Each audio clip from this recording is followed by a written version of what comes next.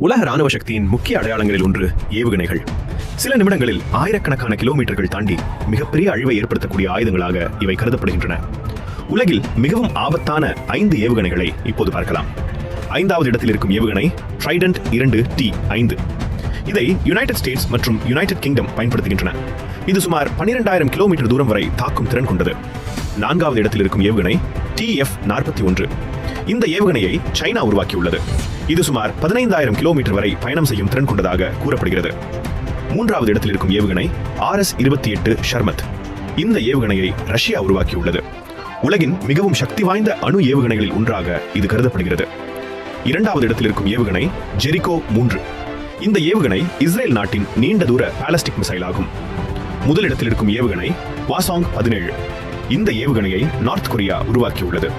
உலகின் மிகப்பெரிய intercontinental ballistic மிசைல்ஸில் ஒன்றாக இது கருதப்படுகிறது. இவ்வாறு ஏவுகணை தொழில்நுட்பம் இன்று உலக அரசியலில் மிக முக்கிய பங்கு வகிக்கிறது.